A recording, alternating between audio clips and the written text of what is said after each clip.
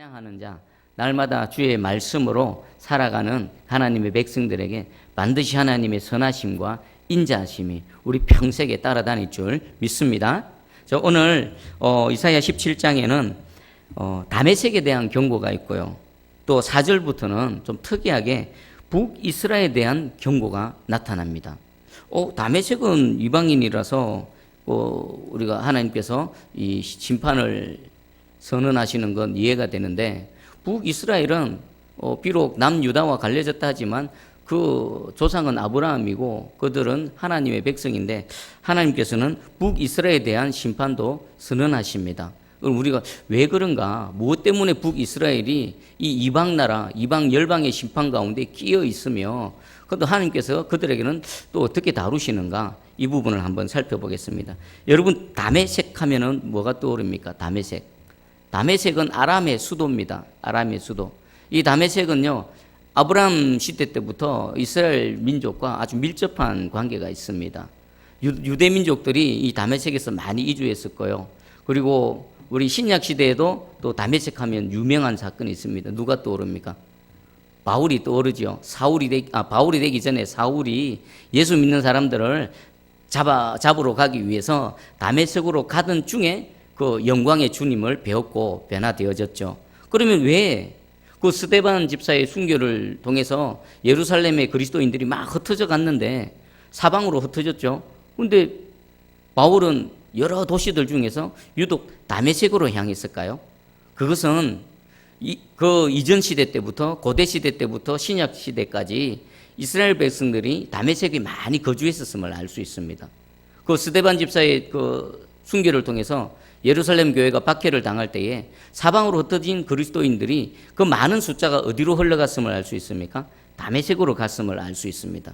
그리고 다메섹 하면 구약에 보면 나아만 장군이 떠오르죠. 아람의 그 군대 장관인 나아만 장군, 문둥병이 들었을 때에 그 북이스라엘의 엘리사를 통해서 치유함을 입고, 이 다메섹은 구약이나 신약이나 아주 밀접한 그런 관계가 있습니다. 그런데 오늘 하나님께서는 다메섹에 대해서 경고를 내립니다. 아람. 이사야 시대 때 아람은 남유다에게 어떤 나라였습니까? 어떤 역할을 했지요? 우리 이사야서 7장에 보면요, 좀 구체적으로 나옵니다. 그 아람 왕 르신하고 북이스라엘 왕 베가가 연합을 해서 남유다를 침공하는 사건이 나옵니다. 거기에 대해서 하나님은 이사야를 통해서 놀라지 마라, 겁내지 마라, 그냥 연기 나는 부식갱이에 불과하다, 아무것도 아니다, 내가 지킬 것이다 라고 하나님께서는 남유다에 대해서 오늘 말씀을 하셨습니다. 그것과 마찬가지로 지금 이 아람은요, 아수르가 지금 계속 남하에 오는 데서 그 아수르를 막기 위해서 반아수르 정책을 폈고요. 그리고 바로 인접해 있는 북이스라엘과 연합을 했고, 그리고 이 아람과 북이스라엘이 남유다에게도 강요를 했던 겁니다. 우리 함께 힘을 합쳐서 아수르를 막아내자 그랬는데 남유다는 그것을 거절했지요. 거기에 대한 보복으로 이 아람과 북이스라엘은 남유다를 지속적으로 괴롭히고 공격을 했던 것입니다. 거기에 대해서 하나님께서 오늘 다메섹, 아람, 그리고 북이스라엘에 대해 심판을 선언하고 계십니다. 어느 정도로 하나님께서 다메섹에 대해서 경고를 하시는가 보니까, 보라, 다메섹이 장차 성읍을 이루지 못하고 무너진 무더기가 될 것이라. 당시에 다메섹은요, 아주 거의 500m, 600m 고원 지대에 있는 요새 중에 요새였습니다. 기록에 의하면은 예루살렘 성도 아주 요새인데 예루살렘 성보다도 더 견고한 요새였다고 합니다. 그러면 그리고 상업이나 무역이나 모든 교통에 있어서 중심지였고 요충지였던 이 다메섹이 장차 성읍을 이루지 못하고 무너진 무더기가 될 것이다. 갑자기 그냥 사라질 것이라는 겁니다. 갑자기 그 요새와 같은 다메섹이 허물어질 것이라는 겁니다. 어느 정도면 2절에 보니까 아로엘의 성읍들이 버림을 당하리니 양무리를 치는 곳이 되어 양이 눕되 놀라게 할 자가 없을 것이다. 양이 이렇게 푸른 초장에 누워서 쉬고 있는데 그 양들을 놀라게 할 사람이 없을 것이다. 아예 사람이 완전히 없어질 것이라는 것입니다. 우리 3절에 보니까 에브라임의 요새와 다메섹 나라와 아람의 남은 자를 멸절하겠다. 완전히 멸절해버리겠다. 완전히 기록에서 사라지게 하겠다라고 하나님께서 말씀하십니다. 그리고 요 말씀대로요, BC 732년에 아수르에 의해서 아람은 멸망을 당하게 됩니다. 자, 그럼 이게 아람에 대한 하나님의 경고입니다. 그럼 이제 4절부터는 북이스라엘에 대해서 하나님께서 경고를 하십니다. 우리 한번 4절하고 5절을 한번 읽어보겠습니다. 4절 5절 시작. 그날에 야곱의 영광이 쇠하고 그의 살찐 몸이 파리하리니 마치 주수하는 자가 곡식을 거두어 가지고 그의 손으로 이삭을 벤 것 같고 르바임 골짜기에서 이삭을 주운 것 같으리라. 아멘. 자, 지금 우리 들판을 바라보면 어떻습니까? 추수하기 직전에 누렇게 황금 들판이지요. 근데 그것이 추수하는 자의 손에 의해서 추수를 하게 되면 어떻게 됩니까? 황량하게 됩니다. 싹 다 배임을 당합니다. 하나님께서 북이스라엘에게도 이런 심판을 하실 것이라고 말씀하십니다. 그런데 북이스라엘에게는요, 조금 다른 하나님의 은혜가 있습니다. 하나님께서 심판을 하실 것인데 6절에 보니까 그러나 그 안에 주울 것이 남으리니 감람나무를 흔들 때에 가장 높은 가지 꼭대기에 과일 2-3개가 남은 것 같겠고 무성한 나무의 가장 먼 가지에 4-5개가 남은 것 같으리라. 이스라엘 하나님 여호와의 말씀이니라. 북이스라엘도 하나님의 심판을 당합니다. 여러분, 북이스라엘을 왜 하나님께서 심판하시는지 그냥 한번 상식적으로 한번 생각해 보겠습니다. 북이스라엘은 남유다와 이렇게 분리되어진 2개의 국가로 분리되어졌다라고 하지만 이들은 남유다의 형제 국가입니다. 그리고 이들은 동일한 여호와 하나님을 믿는 동일한 신앙을 갖고 있는 그런 민족입니다. 그런데 이 북이스라엘이 어느 편에 붙어서 지금 남유다를 공격합니까? 이방인에 붙어서 남유다를 공격하고 있는 것입니다. 하나님께서는 그것에 대해서 징계를 하실 수밖에 없겠죠. 그리고 또 우리 보니까 우리 10절에 보면 하나님 정확하게 말씀하십니다. 제가 읽겠습니다. 이는 내가 내 구원의 하나님을 잊어버리며 내 능력의 반석을 마음에 두지 아니한 까닭이라. 그러므로 내가 기뻐하는 나무를 심으며 이방의 나무까지도 이종하는도다. 10절에 보니까 하나님께서 북이스라엘을 징계하시는 그 이유가 정확하게 나타납니다. 네가 내 구원의 하나님을 잊어버렸다. 내 구원의 능력의 반석을 마음에 두지 않았다. 이들은 남유다와 갈리면서 우상숭배에 바로 빠집니다. 베델과 단에 금송아지를 만들고는요, 그 금송아지를 바라보면서 우리 하나님이다, 우리 여호와다, 우리를 애굽에서 구원해내시고 우리를 여기까지 인도하신 하나님이다라고 우상숭배에 빠졌습니다. 그래서 북이스라엘 전체가 우상숭배에 빠졌을 뿐만 아니라 그들은 실제로 아람이라든지 다른 이방 나라의 신들을 막 가지고 옵니다. 아세라나 바알이나 여러 가지 우상들을 가지고 와서 그것들을 섬기며 하나님을 의지하지 않았던 것입니다. 지금 북이스라엘이 아람과 연합을 했다라는 것은 무엇을 의미할까요?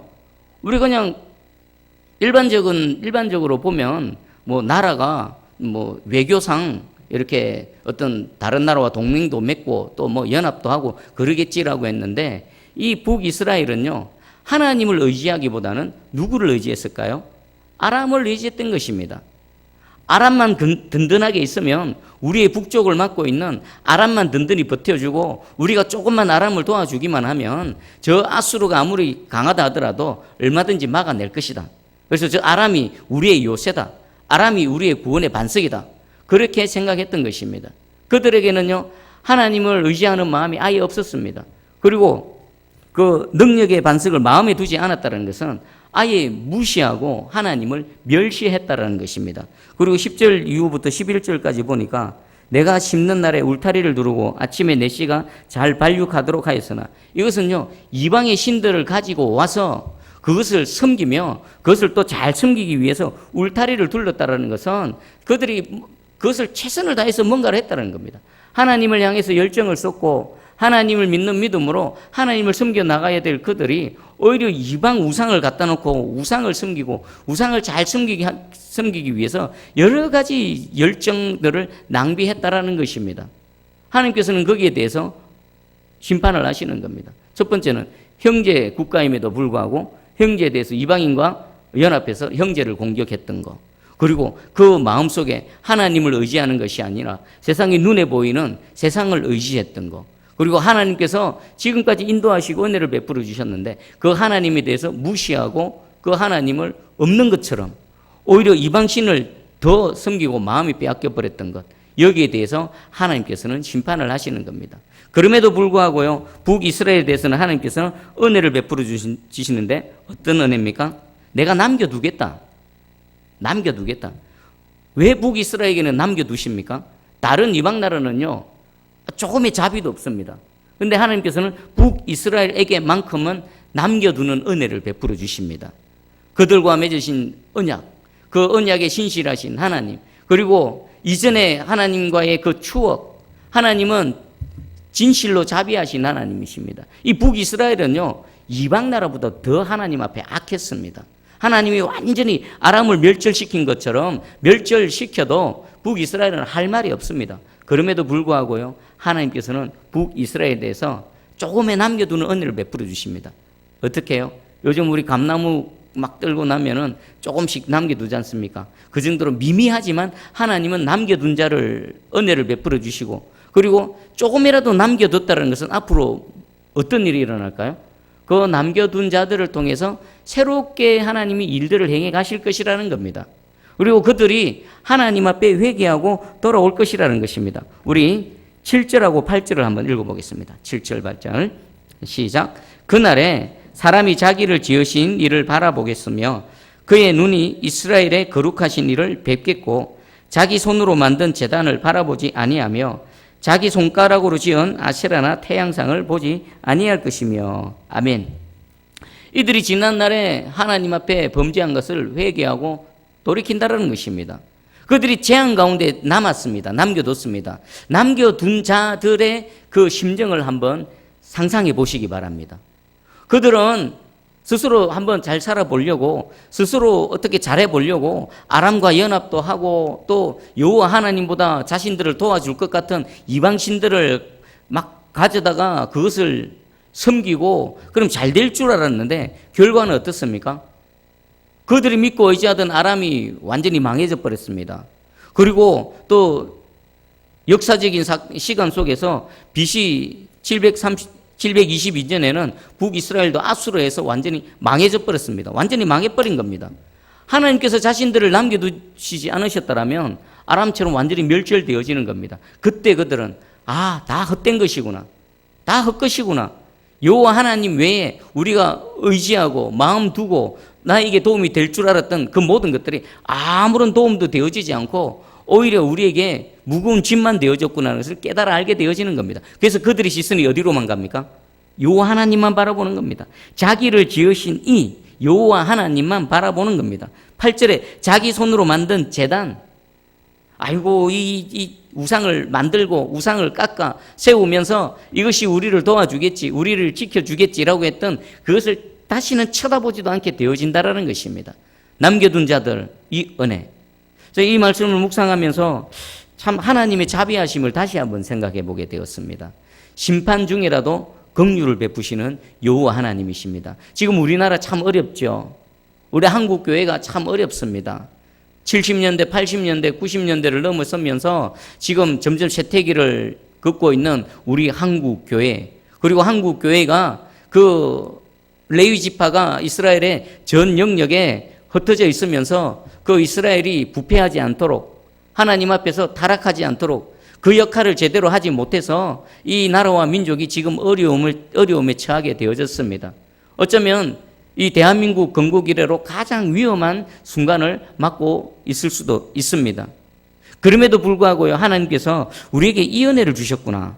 심판 중에도 남겨주신 은혜를 지금 베풀어 주고 계시는구나. 우리 10월 달에 계속해서 우리 기독교인들이 일어나서 이 나라와 민족을 다시 한번 새롭게 하기 위해서 소리를 내고 또 뭉치고 좀 열심으로 지금 하나님께 기도하고 간구하고 있습니다. 이것이 바로 그 은혜라고 생각합니다. 완전히 무너져 있는 것 같고 완전히 쇠퇴한 것 같고 더 이상 소망이 없는 것 같은 그때에 하나님의 사람들이 하나 둘 일어나서 깨어나서 또 하나님의 나라를 위해서 부르짖고 기도하는 이 시대, 하나님께서 우리에게 이 남겨두신 은혜를 베풀어 주신 줄 믿습니다. 그럼 우리 새순교회는 또 어떨까요? 우리 새순교회도요, 하나님께서 우리에게 이 심판 중에도 진노 중이라도 남겨두신 은혜를 베풀어 주셨는데 우리에게도 이 은혜를 지금 베풀고 계심을 깨달으시고 믿으시기 바랍니다. 그 은혜는 누구를 통해 나타날까요? 이 예배의 자리, 은혜의 자리, 기도하는 자리를 굳건하게 지키고 있는 여러분들을 통해 우리 하나님께서는 이 반드시 남겨둔 자의 은혜를 베풀어 주실 줄 믿습니다. 참고 인내하고 소망 가운데 믿음으로 도전할 때에 하나님께서 우리가 매일같이 부르짖고 기도하는 이 기도를 들으시고 반드시 응답해 주실 줄 믿습니다. 그리고 이 시대도 하나님께서 새롭게 조만간 새롭게 해 주실 줄 믿습니다. 저 다메섹의 아람이 그 하루아침에 무너진 무더기가 되는 것처럼 완전히 여리고성처럼 그렇게 버티고 있는 그 악한 세력들, 하나님의 교회를 무너뜨리려고 하는 그 배후의 어둠의 영들이 이미 지금 하나님의 백성들이 일어나서 소리칠 때에 그들의 머리가 박살난 줄 믿습니다. 이제 남은 것은 그것을 어떻게 정리를 하고 어느 과정을 거쳐서 그것이 우리 눈에 나타나게 되어질까, 그것이 문제인데 이미 승리는 이미 우리에게 주어진 것입니다. 그럼에도 불구하고 우리 계속 기도해야 될 것은 하나님께서 역사하셔서 이것이 길지 않도록 더 길어지지 않도록 우리나라와 민족 그리고 우리 새순교회도 하나님 더 길어지지 않도록 하나님께서 징조를 보여주시고 하나님께서 일하시는 것을 우리 눈으로 보여지게 해주시고 그것을 통해 감사하며 찬양하며 더 힘을 낼 수 있도록 하나님 은혜 베풀어 주시옵소서. 기도하며 나가기 원합니다. 그리고 우리 북이스라엘을 통해서 우리가 또 교훈을 얻어야 됩니다. 북이스라엘 왜 이렇게 되어졌습니까? 그들도 아브라함의 후손들입니다. 그들도 하나님으로 섬겼습니다. 그런데 그들은 정확한 하나님이 아니라 그들의 마음의 우상을 하나님으로 만들어서 또 다른 하나님, 성경에 기록되어진 하나님이 아니라 그들의 마음의 우상을 만들고 거기다가 하나님이라는 여호와 하나님이라는 이름표만 갖다 붙였던 것입니다. 게다가 그렇게 해도 뭐가 안 되니까 다른 이방의 우상들을 계속해서 갖다 놓고 또 옆에 세우고 또 옆에 세우고 또 옆에 세우고 완전히 우상의 소굴이 되어져 버렸습니다. 하나님께서는 그런 그들을 내버려 두지 않으시고 징계하시고 심판하시는 겁니다. 우리 내면을 한번 잘 살펴보기 바랍니다. 나는 입으로는 주여 주여 합니다. 우리가 주님 앞에 여호와 하나님이라고 합니다. 근데 그 하나님이 성경에 기록되어진 하나님, 우리 주 예수 그리스도를 보내신 바로 그 하나님인지 아닌지 정확하게 한번 살펴볼 필요가 있습니다.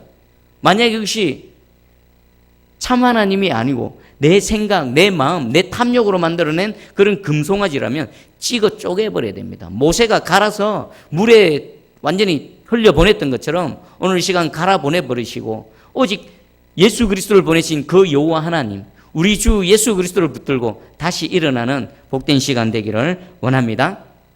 할렐루야. 우리 찬송하고 기도하며 나갑니다.